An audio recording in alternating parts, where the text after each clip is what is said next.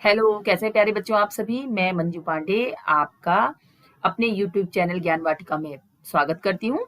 बच्चों, आज हम पढ़ेंगे कक्षा 8 का पाठ 12 सुदामा चरित। यह एक बहुत ही अच्छी रचना है और इसको लिखने वाले हैं कवि नरोत्तम दास जी। तो चलिए पहले हम नरोत्तम दास जी के बारे में जानकारी हासिल करते हैं कि वो कौन है, उनका जन्म कब हुआ, कहाँ हुआ। तो बच्चों, हिंदी साहित्य में अपना महत्वपूर्ण स्थान रखने वाले कवि नरोत्तम दास जी का जन्म 1550 विक्रम के लगभग उत्तर प्रदेश के जिला सीतापुर में सिधौली के गांव बाड़ी में हुआ था। ये ब्रजभाषा के कवि कहे जाते हैं। इनकी प्रमुख रचनाओं में सुदामा चरित एकमात्र खंड काव्य है, यानी और जो इनकी रचनाएं हैं वो गद्य में है। ये इन्होंने जो है इसको काव्य के रूप में प्रस्तुत किया है, जो इनकी सुदामा चरित रचना है। ये हिंदी साहित्य की अमूल्य रचना मानी जाती है। नरोत्तम दास जी की कुछ रचनाओं का उल्लेख भी मिलता है, जिनमें से विचारमाला तथा ध्रुव चरित्र और नाम संकीर्तन इनकी प्रमुख रचनाएं हैं। इनकी मृत्यु संवत 1668 की कार्तिक कृष्ण चतुर्थी को हुई थी। तो बच्चों, अभी हमने जाना कवि नरोत्तम दास जी के बारे में, जिन्होंने यह पाठ सुदामा चरित की, इस काव्य की उन्होंने रचना की है। बच्चों, ये एक बहुत ही इनकी सुंदर रचना है। इसमें कृष्ण और सुदामा के प्रेम, उनकी मित्रता को दर्शाया गया है और यह बहुत ही उन्होंने मार्मिकता के साथ इसका वर्णन किया है। तो चलिए हम थोड़ा अभी शॉर्टकट में पहले इसमें जान लेते हैं कि सुदामा चरित में है क्या। चरित कृष्ण और सुदामा पर आधारित एक बहुत ही सुंदर रचना है नरोत्तम दास जी की। नरोत्तम दास जी ने इस रचना को दोहे के रूप में प्रस्तुत किया है और ऐसा लगता है कि यह दोहे न होकर श्री कृष्ण और सुदामा की कथा पर आधारित, जैसे हम कोई सामने नाटक देख रहे हो। बच्चों, इसको जब हम पढ़ते हैं, इसको हम फील करते हैं तो हमें बहुत ही अच्छा लगता है। ऐसे लगता है जैसे कृष्ण और सुदामा की मित्रता जो है हमारे सामने एक नाटक के रूप में हम उसको देखते हैं। तो सुदामा चरित के पदों पर नरोत्तम दास जी ने श्री कृष्ण और सुदामा के मिलन, उनकी अवस्था जब सुदामा जी श्री कृष्ण के से मिलने द्वारिका जाते हैं तो उस समय उनकी क्या स्थिति होती है, कृष्ण जब उन्हें देखते हैं तो उनके मनोभाव को व्यक्त किया है कि श्री कृष्ण गदगद हो जाते हैं अपने मित्र को देख करके और वो पूछते हैं कि भाभी ने मेरे लिए क्या दिया है। तो उनमें बीच बीच में उन दोनों के जो है नोक झोंक का भी उसमें वर्णन है। सुदामा चरित्र जो है एक बहुत ही सुंदर रचना है। तो इसके बारे में चलिए अब हम जानते हैं। तो चलो बच्चों, शुरू करते हैं चैप्टर सुदामा चरित। शीस पगाना झगा तन में प्रभु जाने को आही बसे के ही ग्रामा, धोती फटी सी लटी दुपटी अरुपाय उपान को नहीं सामा, द्वारे खड़ो द्विज दुर्बल एक रह्यो चकी सो वसुधा अभिरामा, पूछत दीन दयाल को धाम बतावत आपे नो नाम सुदामा। तो देखिए बच्चों, कितनी अच्छी पंक्तियां हैं। सबसे पहले बच्चों, हम इसमें जो हमारा ये पद्य है, इसमें से हम जो हमारे कठिन शब्द है उसके अर्थ जान लेते हैं, क्योंकि जब हम कठिन शब्दों के अर्थ जान लेते हैं तो आधा अर्थ तो हमारे वैसे ही समझ में आ जाता है। तो देखिए, शीश का अर्थ होता है सिर, पगा का होता है पगड़ी, झगा का होता है कुर्ता, तन का अर्थ होता है शरीर, द्वार का अर्थ होता है दरवाजा, खड़ो का होता है खड़ा है, द्विज द्विज दुर्बल यानी दुर्बल ब्राह्मण, रह्यो चकिसो यानी चकित रह जाना या चकित होकर, आश्चर्यचकित होकर, वसुधा धरती, अभिरामा सुंदर, पूछत पूछता है या पूछना, दीनदयाल प्रभु श्री कृष्ण, और धाम स्थान। तो चलिए अब हम इसका अर्थ पढ़ते हैं। प्रस्तुत पंक्तियों में कवि कहते हैं कि जब सुदामा श्री कृष्ण के महल के सामने आते हैं, जब उनसे मिलने के लिए द्वारिका आते हैं, तो द्वारिका के महल के बाहर जो है द्वारपाल उनको देखता है। तो वो उससे कहते हैं, द्वारपाल से कहते हैं कि मुझे कृष्ण से मिलना है। तो द्वारपाल श्री कृष्ण को बताता है कि हे प्रभु, महल के बाहर एक गरीब व्यक्ति खड़ा है, वह बहुत ही दयनीय अवस्था में है और उसके बारे में वह आपके बारे में बता रहा है। तो द्वारपाल श्री कृष्ण को बताता है कि जो बाहर ब्राह्मण खड़ा है, शीस पगा न झगा तन में प्रभु जाने को आए बसे के ही ग्राम, वो कहता है कि बाहर द्वार पर एक ब्राह्मण खड़ा है, उसके सिर पर न तो पगड़ी है और न ही उसके शरीर पर कोई कुर्ता है। पता नहीं वो किस गांव से आया है। धोती फटी सी लटी दुपटी, अरुपाय उपानह को नहीं सामा। वह एक फटी हुई धोती पहने हुए है और उसके कंधे में जो है एक कपड़ा पड़ा हुआ है, जिसको बच्चों गमछा भी कहते हैं, है ना। उसके कंधे में एक कपड़ा पड़ा हुआ है और उसने जो धोती पहनी है वो फटी हुई है। उसके पैरों में जूते भी नहीं है। द्वार खड़ो द्विज दुर्बल एक, रहियो चकिसो वसुधा अभिरामा। और द्वार पर एक बहुत ही जो है दुर्बल ब्राह्मण खड़ा है और वो हैरानी से जो है आपके इस भवन को, इस महल को देख रहा है। पूछत दीन दयाल को धाम, बतावत आपनो नाम सुदामा। और वह आपके महल का पता पूछ रहा है और वह अपना नाम सुदामा बताता है। ऐसे बेहाल बिवाइन सो पग, कंटक जाल लगे पुनि जोए। हाय महादुख पायो सखा तुम आए, इतै न कितै दिन खोए। देखी सुदामा की दीन दशा, करुणा करके करुणा निधि रोए। पानी पर रात को हाथ छुयो नहीं, नैनन के जल सो पग धोए।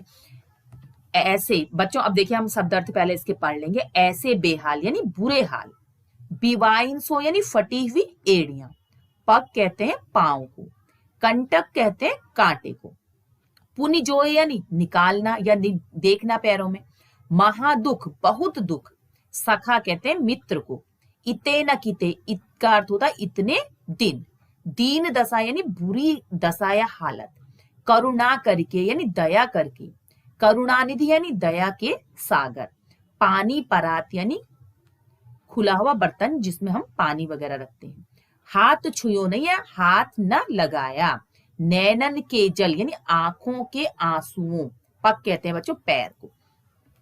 अब देखिए इन पंक्तियों में बच्चों, प्रस्तुत पंक्तियों में कवि कहते हैं जब द्वारपाल श्री कृष्ण को बताता है, सुदामा के विषय पे बताता है कि द्वार पर एक बहुत ही दीनहीन अवस्था में एक ब्राह्मण खड़ा है, अपना नाम सुदामा बताता है, तो श्री कृष्ण सुदामा का नाम सुनते ही जो है अपने महल से ऐसे ही दौड़े आते हैं ना। वो पैरों में अपने जूते चप्पल कुछ भी नहीं पहनते, बेसुध हालत में जो है सुदामा का नाम सुनते ही इतने भाव विभोर हो जाते हैं अपने मित्र का नाम सुनते ही, कि श्री कृष्ण जैसे थे ऐसे ही हालत में श्री कृष्ण दौड़े आते हैं और आकर के वो क्या देखते हैं, ऐसे बेहाल बिवाइन सो पग, कंटक जाल लगे पुनि जोए।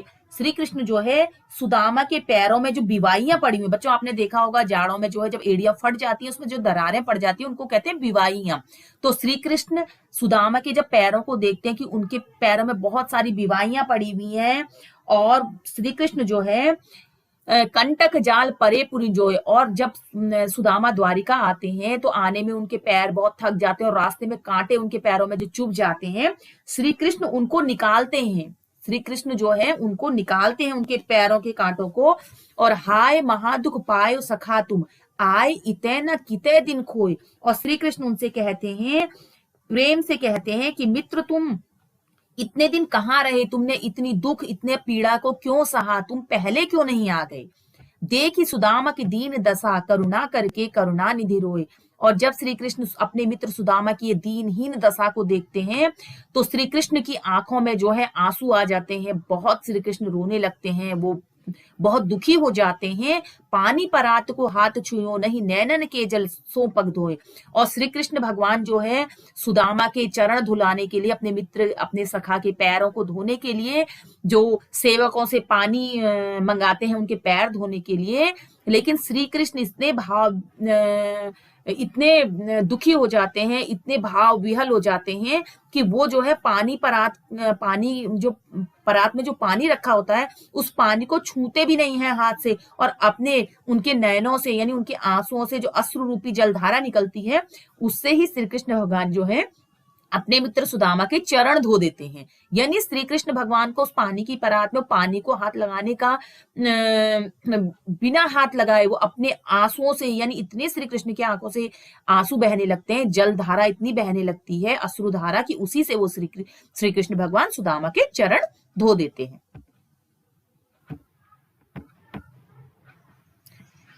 कछु भाभी हमको दियो सो तुम काहे न देत, चाप पोटरी काख में रहे कहो के ही हेतु।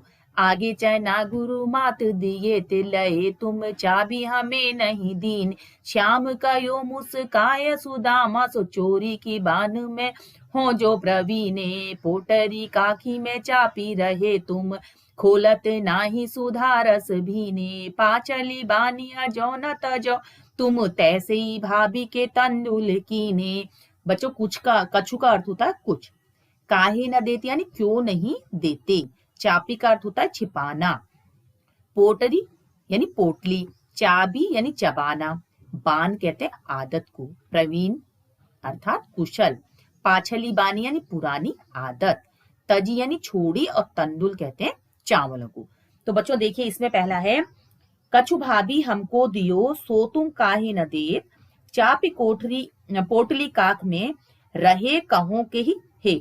जब श्री कृष्ण सुदामा के चरण धुला देते हैं, उनको बैठाते हैं, फिर अपने उनसे उनके घर के विषय में पूछते हैं, तो फिर श्री कृष्ण सुदामा से कहते हैं कि हमको कछु भाभी हमको दियो, भाभी ने कुछ ना कुछ तो मेरे लिए अवश्य भेजा होगा, सो तुम काहे ना देत, वो तुम मुझे क्यों नहीं देते हो, चापी पोटरी काख में रहे कहो के ही हेतु, भाभी की दी हुई जो भाभी ने मेरे लिए जो कुछ दिया होगा उसको तुम, उस पोटली को तुम अपनी काख कहते हैं बगल में, यानी उसको तुम दबाए हुए क्यों, अपनी बगल में तुमने उसको दबा क्यों रखा है, उसको तुम मुझे क्यों नहीं देते हो, क्या कारण है कि तुम उसको छुपा रहे हो, भाभी ने जो मेरे लिए सौगात या उपहार जो भेजा है उसको तुम मुझे क्यों नहीं देते हो।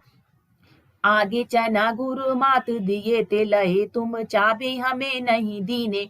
तो श्री कृष्ण कहते हैं कि जब हम गुरुकुल में पढ़ते थे उस समय भी गुरु माता ने हमें जो है चने दिए थे, लेकिन तुम जो है चुपके से उनको चबाते रहे, यानी तुमने चुपके से उनको खा लिया, मुझको नहीं दिए तुमने वो चने। श्याम कहो मुस्काय सुदामा सो चोरी की बान में जू हूं हो जू प्रवीणे। तो श्याम यानी श्री कृष्ण भगवान मुस्कुरा करके सुदामा को ताना देते हैं कि तुम तो जो है चोरी करने की तुम्हारी जो आदत है उसमें तुम तो बड़े प्रवीण हो, यानी बड़े कुशल हो। जिस तरीके से गुरु माता ने बचपन में जब हम गुरुकुल में थे हमें चने दिए थे तो तुमने वो सारे के सारे खुद ही खा लिए थे, मुझे तो तुमने दिए ही नहीं थे। पोटरी काख में चापी रहे तुम खोलते नाही सुधारस भीने। और अब भाभी ने जो मेरे लिए उपहार या सौगात दिया है, भेजी है, उसको तुम, उसकी पोटली को तुम अपनी जो है बगल के नीचे छुपाए हुए हो और उसको तुम खोलते क्यों नहीं, यानी तुम उसे मुझसे छुपा क्यों रहे हो, मुझे दे क्यों नहीं रही हो। उसमें से बहुत ही भीनी भीनी सी सुगंधित खुशबू आ रही है, जो भाभी ने मुझे उपहार भेजा है उसे तुम क्यों छुपा रहे हो। पाछली बानी अजो न तजो तुम तैसे ही भाभी के तंदुल कीने। तुम्हारी जो पुरानी छुपाने की आदत है, लगता है सुदामा वो अभी तक छूटी नहीं है, क्योंकि तुम मुझे जो भाभी ने मेरे लिए तंदुल भेजे हैं यानी जो चावल भेजे हैं तुम उसे मुझसे छुपा रहे हो, उसे तुम मुझे दे नहीं रहे हो। लगता है तुमने अपनी पुरानी आदत को अभी तक छोड़ा नहीं है।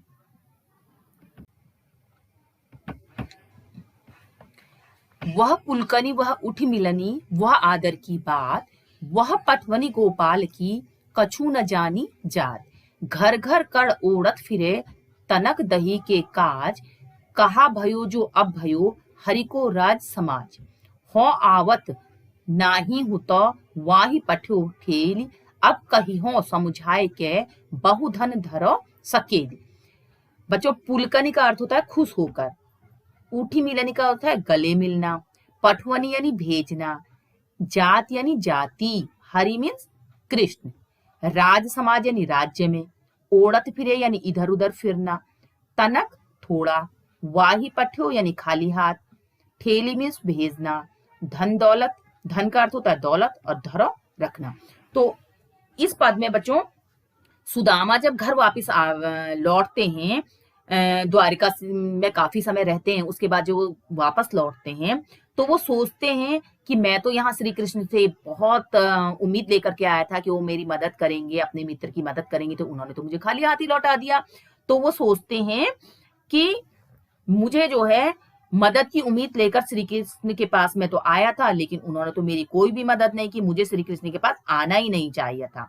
और वो जब लौटते हैं तो बहुत ही हताश और निराश हो जाते हैं। वो सोचते हैं कि वहां जब मैं गया वहां तो श्री कृष्ण जो है बड़े खुश होकर के वो मेरे गले मिले और उन्होंने मेरा बहुत आदर सत्कार किया, लेकिन जब मैं घर लौट रहा हूँ अपने तो मुझे खाली हाथ ही लौट दिया। मुझे तो यहाँ जो है द्वारिका में आना ही नहीं चाहिए था। सुदामा बहुत खिन्न हो जाते हैं और वो सोचते हैं कि मुझे यहाँ तो आना ही नहीं चाहिए था। मेरी धर्मपत्नी ने जबरदस्ती मुझे जिद करके द्वारिका भेजा कि द्वारिकाधीश जो है आपके मित्र हैं, आप वहां होकर के आ जाइए। जो श्री कृष्ण जो है उस श्री कृष्ण को तो मैं बचपन से ही जानता हूँ। वो तो जो है थोड़े से माखन के लिए जो है पूरे गांव में घूमते फिरते थे। वो मेरी क्या मदद करेंगे, उनसे तो आस लगाना ही बेकार था। तो इसमें इस दोहे में बच्चों सुदामा के मन में जो विचार उठते हैं लौटते समय, जो अपने घर को वापस लौटते हैं, तो उसका बहुत ही मार्मिक वर्णन किया गया है कि वो जो है मन ही मन अपने मित्र द्वारिकाधीश श्री कृष्ण से जो है खिन्न हो जाते हैं और उनके व्यवहार के बारे में जब वो सोचते हैं तो उन्हें लगता है व्यवहार तो मेरे मित्र ने मेरे साथ बहुत अच्छा किया, लेकिन मुझे तो खाली हाथ ही भेज दिया। मैं तो यहाँ अपनी पत्नी की जिद की वजह से आया, मुझे तो आना ही नहीं चाहिए था। मैं तो कृष्ण को पहले से जानता हूँ, वो तो थोड़े से दही के लिए जो है घर घर जाकर के दही मांगता है। तो इसमें बहुत ही मार्मिक दृश्य दिखाया गया है।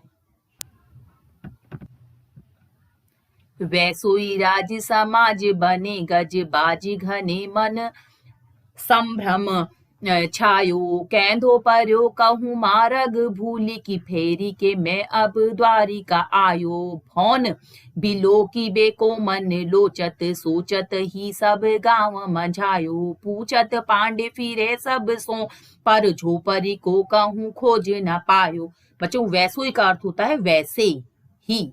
गज बाजी का होता है, यानी गज का अर्थ होता है हाथी और बाजी कहते हैं घोड़े को, तो हाथी घोड़ा। संभ्रम छायो यानी भ्रम हो गया। पर्यो यानी अनजान। मार्ग का अर्थ होता है रास्ता। फेरी क्या यानी लौट कर। भवन का अर्थ होता है भवन। बिलोकिबे यानी देखकर या देखना। लोचत यानी लालच। मंझायो यानी बीच में।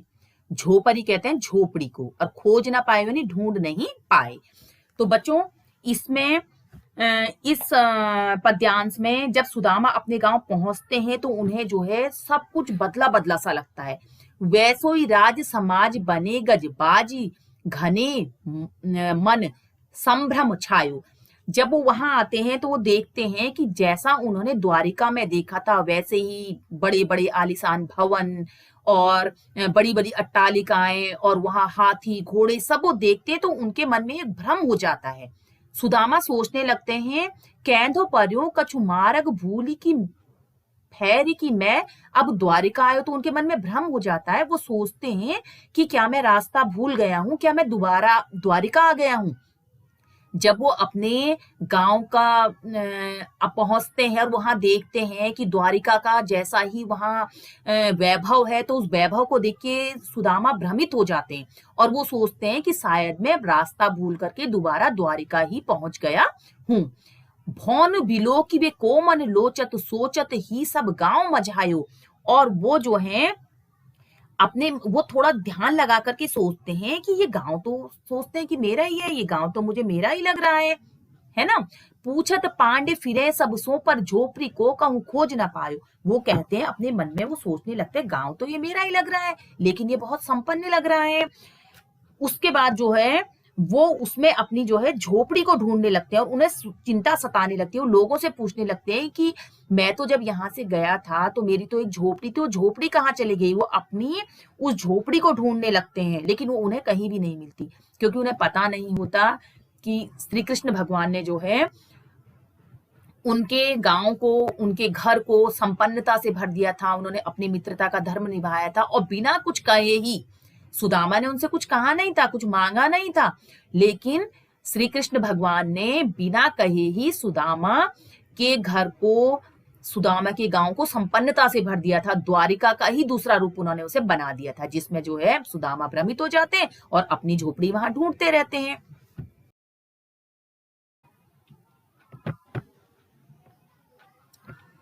कै वह टूटी सी छानी हती, कहाँ कंचन के अब धाम सुहावत। कै पग में पनही न हती, कहाँ ले गज राजहूँ ठाडे महावत। भूमि कठोर पैरात कटे, कहाँ कोमल सेज पे नींद न आवत। कै जुर तो नहीं को दो सवा, कहाँ प्रभु के प्रताप ते दाख न भावत। बच्चों छानी का अर्थ होता है झोपड़ी और कंचन का होता है सोने। धाम कहते हैं महल को, पनही जूता। गज राजहूँ यानी हाथियों की, भूमि जमीन, कटे यानी गुजरती, कोमल सेज यानी मुलायम बिस्तर, जुरुतो यानी उपलब्ध होना, कोदो सवा यानी घटिया किस्म के यानी जो सबसे बेकार वाले चावल होते हैं, दाख यानी किसमिस या मुनक्का को कहते हैं, पग पांव, कठोर सख्त और परताप यानी कृपा से। तो इसमें बच्चों इस पद्य में प्रस्तुत पंक्तियों में कवि कहते हैं कि कै वह टूटी सी छानी हती, कहा कंचन के अब धाम सुहावत। पहले कहा सुदामा की टूटी फूटी झोपड़ी और अब वहां कहा स्वर्ण महल सुशोभित हो रहे थे। कहा पहले सुदामा की जो टूटी फूटी झोपड़ी थी, लेकिन अब प्रभु कृपा से, द्वारिकाधीश की कृपा से उस जगह जो है स्वर्ण महल सुशोभित हो रहे हैं। कै पग में पनही न हती, कहा ले गजराजहूँ ठाड़े महावत। कहा पहले सुदामा के पैरों में जूतियां तक नहीं होती थी और अब उनके महल के द्वार पर महावत जो है हाथी लिए खड़े रहते हैं। कहा सुदामा को के पैरों में जूतियां तक नहीं होती थी पहनने के लिए, लेकिन अब उनके महल के बाहर महावत हाथियों को लिए हुए खड़े होते हैं।